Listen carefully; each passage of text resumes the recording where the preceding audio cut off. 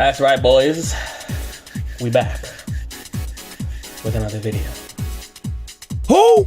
This time, we're discussing my top 5 games that I alone play. Games I have not played before in 2025. All right. So let me get a swig of this water. Oh, that's good. Let's do it.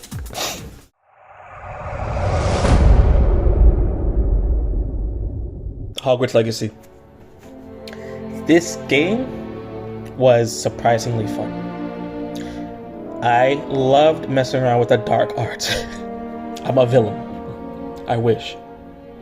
The gameplay in Hogwarts sometimes feels tedious, like doing unnecessary tasks, like capture all these unique creatures, or you have to make a potion in order to get a new spell, and in order to make a new potion you need a specific herb, which can either only be obtained from a fight or in a cave, yada yada yada yada. Like, bruh, who got time for all this shit? Oh wait, me. I'm learning the damn dark arts, alright? I had to do it. But besides that, you get to fly around on your broom or your griffin, you get to come up with like sick spell combos like Accio, which pulls them close, then eventually into a Depulso, slamming them into a wall, and before they recover, you hit them with a bombardment. If you're getting into a fight, remember to launch a Crucio to make the combo damage more lethal. I've abused the Crucio spell. In all my fight, the moment I got the spell, I'm out of here. I'm out here literally taking bodies. Alright? I'm a straight up villain. If Harry Potter universe was real, villain. I went into Team Ravenclaw. I'm Team Ravenclaw. Would I have been Team Slytherin if I was to play the game again? Yes, I'd be Team Slytherin. The game did not have any romance option, but I understand why they didn't. If there was, though, the amount of bitches coming out of my room, my nigga. A girl will be telling other girls why they call me Peter Piper.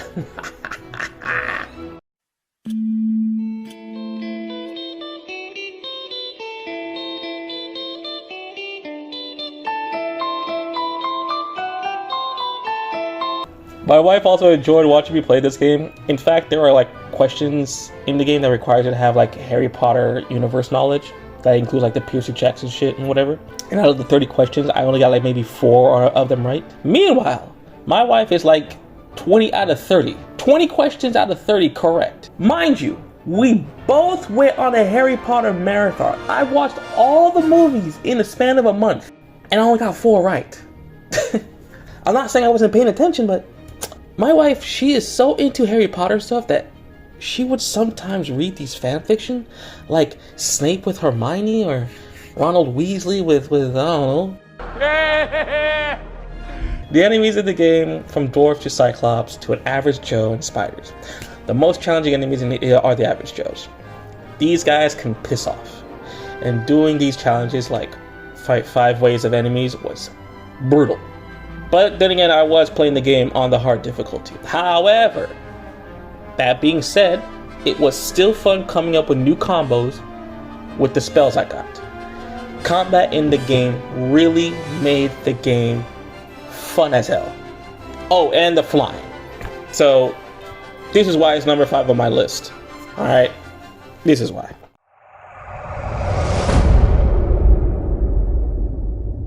Star Wars Battlefront 2. Graphically, this game was god tier. I cranked that shit up to the max on everything.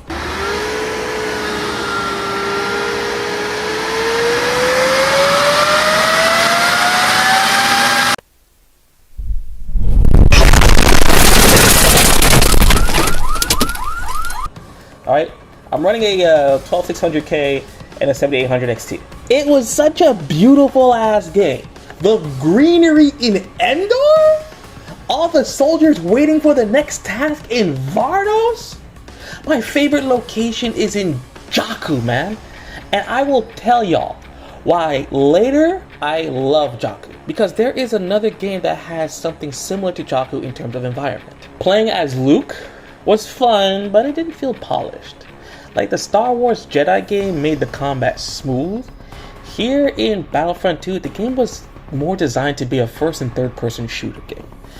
But playing as Luke just felt kind of, I don't know, off. Like, you have like the buttons. I was playing on PC because I thought it was going to be like a third person, first person game, right? Where you can choose between third and first. But then when you're playing as Luke, I was just like, I don't know, bro. I don't know. It could be because of how there is a time limit on when you can use your next attack, like the force push and so on, but the game had FPS in mind, okay? I believe they threw in Luke just to have an iconic character to play as. So please understand, I'm referring to the campaign, not the multiplayer. The only gripe I had with this game was the space battle. I mean, certain areas was cool, but I'm not like super huge into space battle like that. Even though I spent countless hours in the Halo Reach doing the space battle to a point where I remember the Anchor 9 telling the UNSC ship that station defenses are down, requesting combat support until we can bring them back online. Here we go, 6. Show them what you can do. It was just legendary difficulty, not a big deal. I guess Halo Reach is the only exception for that. The story was fun in this game. Playing different characters was cool. Gives you the option to either play in first person mode or third person. And I try to do first person more based on what level and who am I playing as. Definitely a game worth getting and playing through it. I mean, I enjoyed playing the hell out of the game.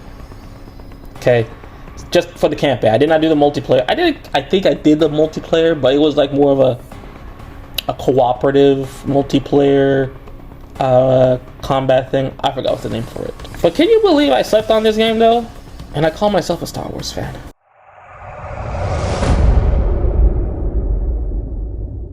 Castlevania Lords of Shadows. I start playing this because of the Castlevania Netflix show, which I truly enjoyed with my wife. And yes, I know it's not 100% lore accurate based on either the novel or the OG games, but it was still fun to watch. I've had Lords of Shadows sitting on my PC collecting data dust. Is it data dust or is it data dust? Nah, actually data dust sounds better. You know why you don't know? Because you don't think. That's why. You don't think. You never figured out how to think. I've only played like 40 minutes of it. Maybe an hour before forgetting about the game. But because Netflix version of Castlevania got me back into it. By the way, this isn't my first Castlevania game. It's like the HD version, Mirrors of Fate. The gameplay in this was sick as the puzzles and challenges, fighting Titan-sized bosses in the game make me feel like nothing can stop me from clapping monster cheeks. There are literally no other games out there who can make fighting with chains as your primary weapon this good. Says the demon who announces his ambush. Literally nothing. Do not test my patience. And the parry system in this game is solid, which I rarely see people use during a playthrough of the game. It's like there is a specific game that enhanced my parrying skill throughout all game. I wonder if people have played such a game with that mechanic. There are these gremlins, babushkas.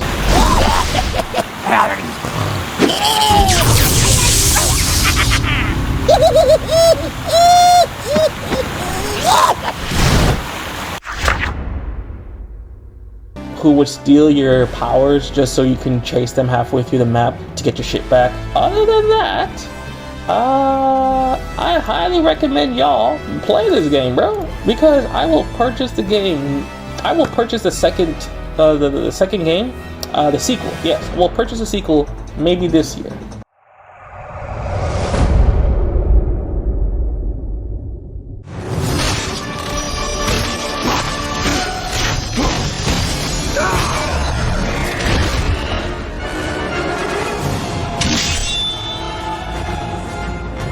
Dante Inferno. This game is slept on. and I'm the only one who is doing the sleeping.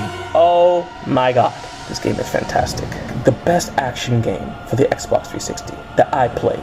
It was so good that I also watched the Dante Inferno movie. When my in-laws came in, I had to stay in my cousin's room while he was away at his parents'. I wanted to play a game on his Xbox. Technically, it was my Xbox because his Xbox didn't have 4K, so I let him use my Xbox, but whatever. However, I didn't want to play whatever game he has going on. So I downloaded Dante Inferno because I wanted something quick to download and play for a bit. And I shit you not, I was hooked. I was so hooked to a point where I had to stop playing on his account so I can play on my own Xbox Series X, baby. Money, bitches. Like, if you're a broke boy, just say so. Even though I could have played it on the Xbox in his room since my account was also there. I know it's stupid, but that's not the point. The point is that Dante's Inferno is a god-level action game. The story is about Dante, obviously, who is going through the ninth circle of hell to get his beloved Beatrice back from Lucifer. So, you fight death, and once you beat death, you can take his scythe and use it as a weapon, and off you go wreaking havoc all the way through hell. Each area represents sins that mortals would do, so like lust, greed, envy, and so on. During each of these levels, you will encounter a couple of these damned souls. You, the player, get to hear the story for a little bit and how they ended up in one of these circles. You have the choice to either send them to the bottom parts of hell or free their soul, allowing them to go to heaven.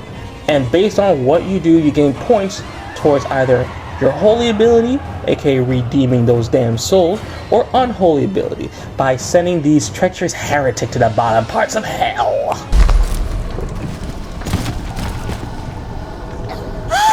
Portal. My feelings ran unchecked. The gods planted this seed of lust. Portal. My feelings ran unchecked. The gods Father, I had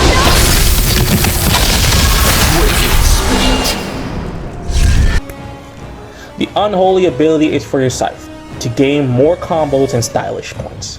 Your holy abilities is for the cross that Beatrice gives you. Do not sleep on that cross. You can also kill the enemies by redeeming them or annihilating them. You gain points towards what you do. Both your parents and your brother and your master are in hell. You can only try to redeem either your master or your mother. You can redeem both. I highly suggest that. Your father is a lost cause. So,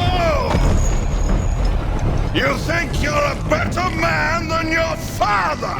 I think I am too much the same man as my father. Then turn back, coward! Beatrice does not deserve this. I will not go back without her. Then we'll find out who's the better man. By far the worst one to deal with since he is a boss fight, same as your brother.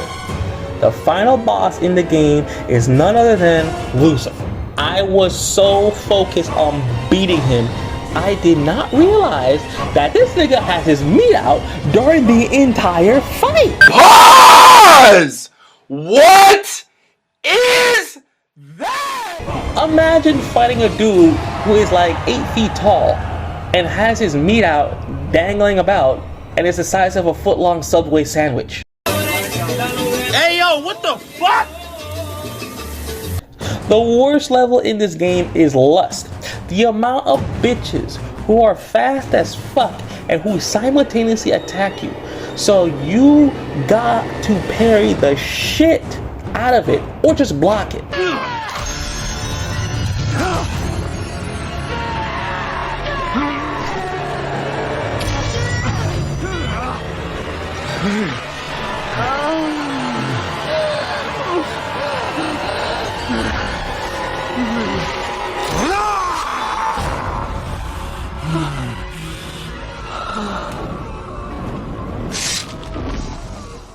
But guess what? They have the ability to make you fall for them.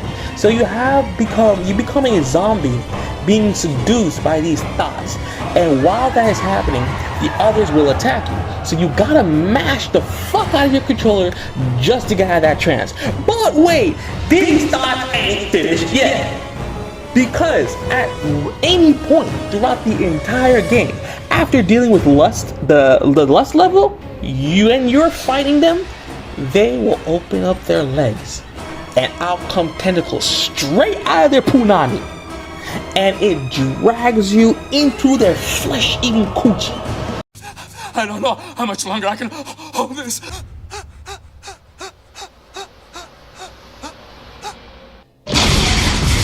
A lot of good men have died because of this.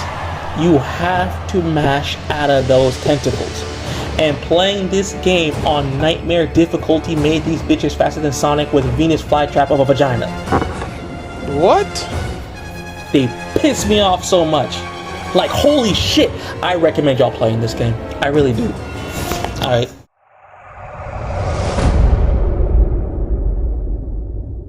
Alright, before we continue to number one, here's some honorable mentions. So I've beaten about 11 games in 2025. I know. I have a job.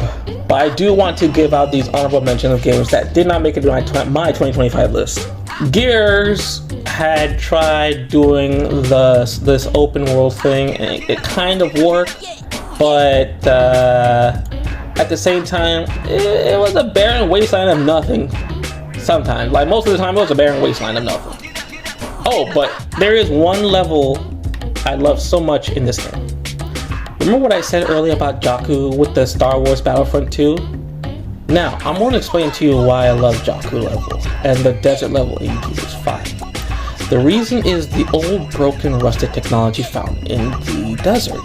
I love games that do that. It gives you the sense of you want to explore and find out why or where are all these old technologies buried and so on. Like, why are all these old technologies buried? What was going on through this facility or civilization?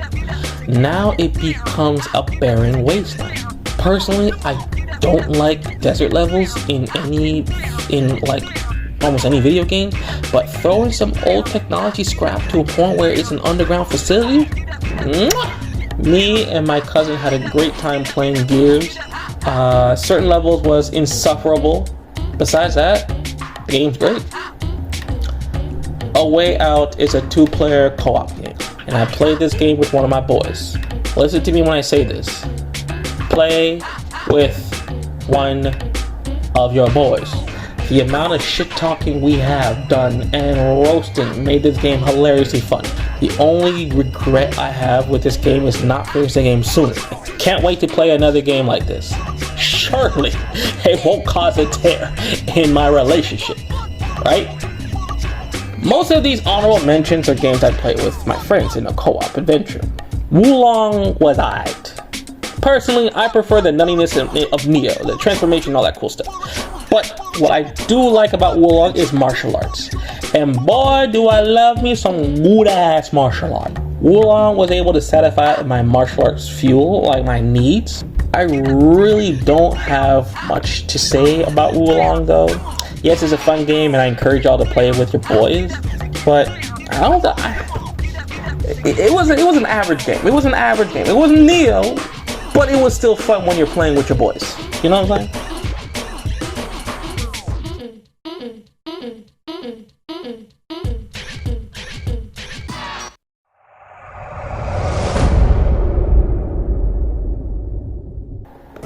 Shin Megami Tensei 3 Nocturne. If one of my boy who is watching this, and you know who you are, you did this to me. Goddamn right.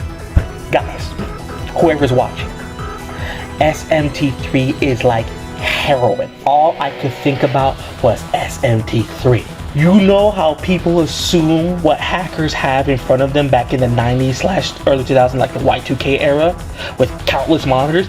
That was me. That's what it felt like. Now, I don't have dual monitors, but I had multiple tabs open for SMT3 stuff alone. My tabs was looking like Asmongold PC, YouTube SMT3, Gamer8 SMT, Wikipedia SMT3, everything SMT3. I even had multiple tabs and saved tabs as well for various demons I could get and move and you know, like get and like move sets for SMT3. Before I went to work, I'm playing SMT3. Driving to work, I'm thinking about SMT3. During work, SMT3. After work, SMT3. Even while I'm sleeping, I had SMT3 in my dreams. Oh my god, this game is so addictive. That maybe those politicians from 20 years ago saying how video games are the problem, but in this case, SMT3 is my problem. I needed help. I couldn't get out of this game.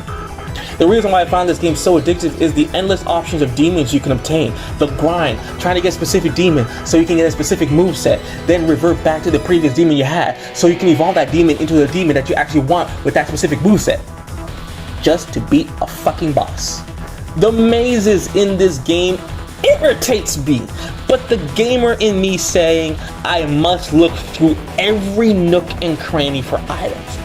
I played this game for Nintendo Switch, and the game crashed on me 3, maybe 4 times. In fact, the last boss is Lucifer.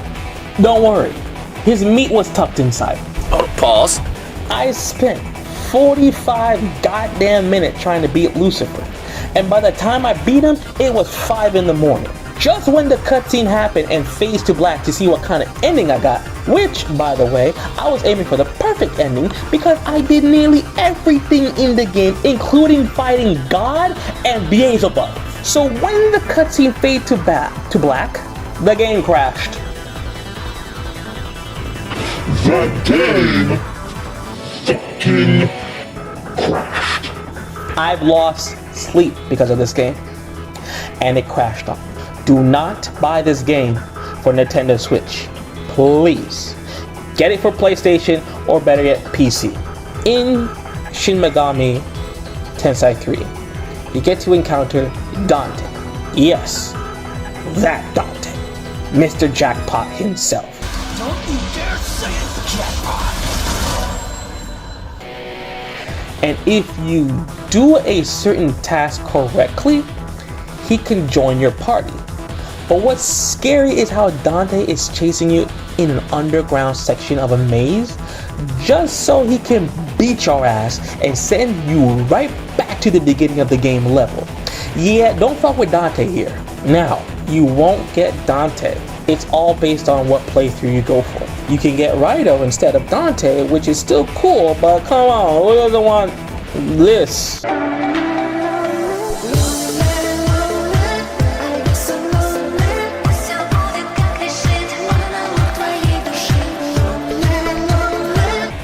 In their party. The story in this game is cool. So based on the answer you give, it changes the outcome of the game. Do you want the world to come to an end and say fuck humanity? Do you want to save humanity? Do you want to save only the demons in this world and become the king of the demons? Yo!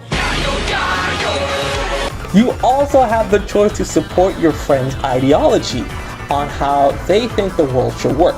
There are about 6 endings in this game. If you don't support your friend's ideology, then get ready to kill them. Like, fuck them. We don't need friends. Go to the Uchiha route. We don't need friends. But we have demons that travel with us. The good news is you and your friends all become demons. So it will be a fair fight. That's it. Like, that's all I can tell you about SMT3. I don't have any personal footage for except maybe showing off my team. Probably borrowing some footages from like YouTube videos and from other YouTubers as well. So trailers and blah blah blah blah. I wish I could tell you guys more, honestly, but it's really like, it's almost time for me to go to work, man. These are my top 5, okay?